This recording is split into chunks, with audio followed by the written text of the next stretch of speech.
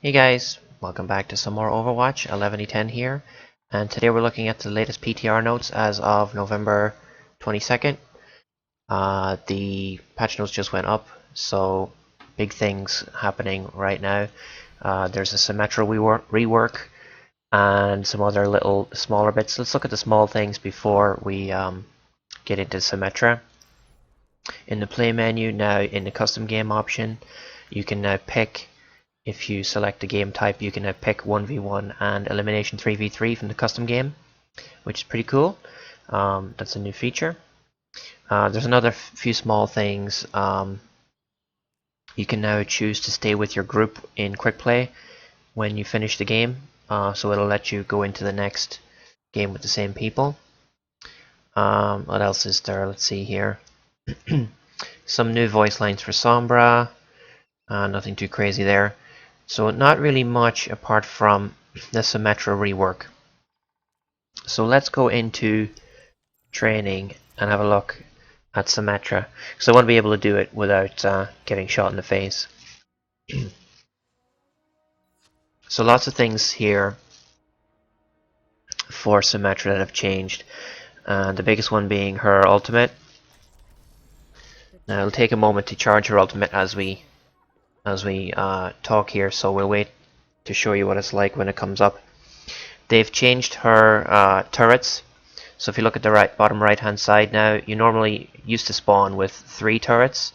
So now you can place all 6 before the ability goes on cooldown, which will speed up your initial setup at the start of a game. And they all come back at the same time. Well, I thought they all came back at the same time, but they start cooling down one at a time. So you can place all 6 right at the start as soon as you get to where you want to go to on your map. So that's really helpful. Jeff Kaplan released an update video to accompany this patch, and you can go check it out on their website. But basically the idea was he was acknowledging the fact that it was stressful, annoying and frustrating and all kinds of not good or not fun for Symmetra players to have to wait around for cooldowns right at the start of the game, and it would put them at a disadvantage while waiting on, you know, turrets 4, 5 and 6 to come back off cooldown. Especially if you're, you know, not coming into the game right at the start and you're running out of time to get there before the match starts. It's just a stressful thing. Symmetra particularly not having any movement speed boosts. If you don't get to set up first, then you might as well give up. Plus, he talked about how she was less useful on payload sections of a map or control points like Lijiang Tower, etc. So the changes they've made to her ultimate are she now has 2 ultimates. Once it charges up, let's just go and kill some stuff to charge it quicker. Once it charges up,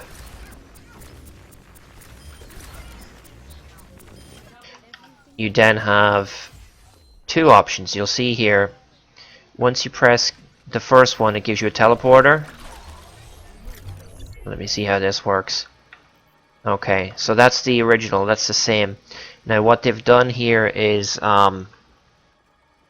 increased the life of the teleporter, plus they've also given it some shield life, as you can see here. So if it takes damage, it does actually regenerate its health points. Now, when you saw before I popped down the teleporter, the other part of the ultimate is actually a shield generator.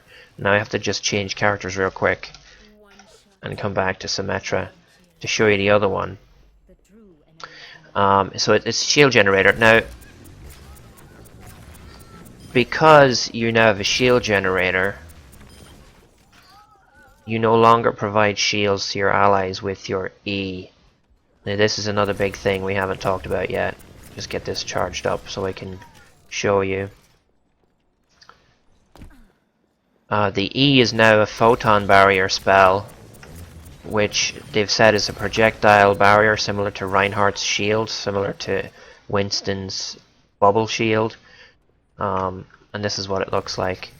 So you can walk behind this as you go and initiate a push through a choke.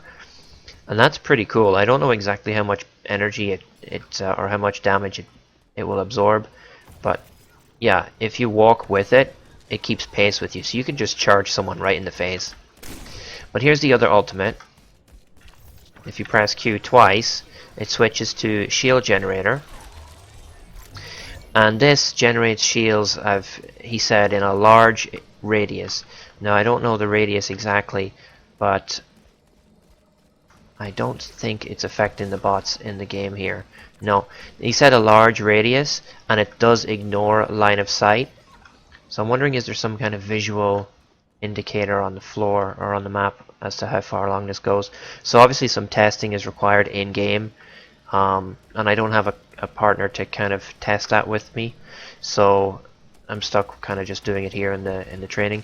But it's a large radius apparently. So this is here the alternate ultimate for Symmetra, and this is probably going to be used both on point A and point B of control point maps, and obviously it's going to be quite powerful on payload maps if you're setting up a choke point. You can hide it in a building. Like I said, it ignores line of sight. So it's going to be critical for teams to track this down and kill it, and they will have to kill it in the first go, because as you can see there's quite a lot of shield life on that. So if they don't kill it on the first try, it will regenerate those life points and make it much more difficult for the opposite team to kill it. So let's talk about the barrier again, the photon barrier, which is the E. And like I said, if you cast it and immediately run, it will keep pace, or you will keep pace with it. So you can throw that down and charge someone and just zap them in the face with the laser. Let's just see. Another thing they've also done is actually increase the lock-on time of the laser. It's still short range. Rather, they've increased the lock-on distance. I misspoke there, not the lock-on time, but the lock-on distance. So it now locks on from further away. That's the current distance. There you go. It used to be a little bit shorter than that. I think you probably would have been looking at this distance before, and now it's this. Again, the exact measurements or the exact increases I don't have, but it's definitely longer per Jeff Kaplan, and you can see there it seems to be further away than you would normally go. So we'll see that again here. So there's the distance, and that's quite a distance. That's from that first barrel to the to this part here, so that's quite good. So that's pretty much all they've done for Symmetra. Now I'm really excited to play her. The right click acts the same. He said there's no changes to that, but the photon shield, I think that's going to be a huge thing for teams without Reinhardts or Winstons. If you're trying to push a choke, if you have a Roadhog and a Zarya, this will be a huge boost, and also it will allow you to defend yourself to a certain extent. Now it does travel in a straight line, so you want to make sure you're using it when it's going to be most effective for the team. So if you're using it like that and then running this way, that's not going to be very helpful. But you can cast it down a long corridor. I can imagine stuff like in the indoor sections of King's Row it'd be quite useful. In the indoor sections of Eichenwald it'll be quite useful. They have tight corridors. Basically anything like this. Now it doesn't travel up, I don't believe. It doesn't travel up a stairwell. Oh, it does. Okay. But it'll then continue at the elevated angle. Okay. See how far it goes. So it's a cooldown of 3. Now it won't actually let me cast it in here. Okay, that's interesting. So you cannot cast it if you don't have space. Is that what it is? No, it's because I'm aiming at the ground. Okay. So it will not let you cast it at the ground. You can't accidentally waste it by shooting it into the floor. That's very interesting. I like how they've done that. But it does make it... I'm just checking to see the angles here. Yeah, it would hit the floor immediately. So that's quite good. So let's just see that again. Does it go up the stairs? It does. Yep. So you can totally block off a stairwell with that. I'm thinking indoors on the first point of watch Watch Point Gibraltar. There's a stairwell that goes up if you have to try and push in on offense. It'd be quite good if you've got a Torbjorn turret up here. Just push and charge right into him. That's lots of uses for that, and I'm interested to see how the meta changes with these updates to Symmetra if indeed she becomes more popular on offense. The teleporter will still obviously have its uses as it has in the past, but the shield generator, I really think with its ignoring line of sight mechanic, could be a huge thing for teams pushing through on offense. I'm just thinking now for Anubis, for example, the choke with the 2 pillars at the start is typically a place where Torbjorns are setting up their turrets to shoot you through those pillars. If you can set up your shield generator on the back, just behind the wall here, if you remember, you go in here and you take a left, you can set up the shield generator here, and that'll cover the entire choke, and it'll also be difficult for them to come out and actually kill it.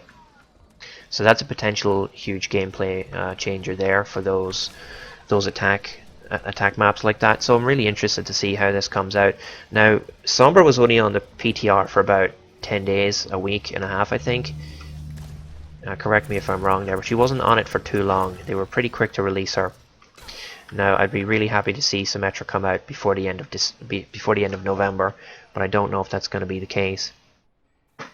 Let me just make sure there's no other notes I'm missing here. I think that's pretty much it. So, alright, so I did miss some little bits from the teleporter's actual life. They've reduced the actual HP from 200 to 50, but it has 150 shields. 350 shields. Okay.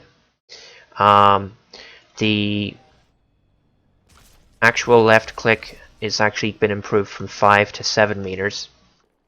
And sentry turrets now have a lower cooldown. Instead of 12 seconds, they're 10 seconds, I believe. Yeah, so reduced cooldown from 12 to 10 seconds. So overall, I think this Symmetra change is going to be fantastic.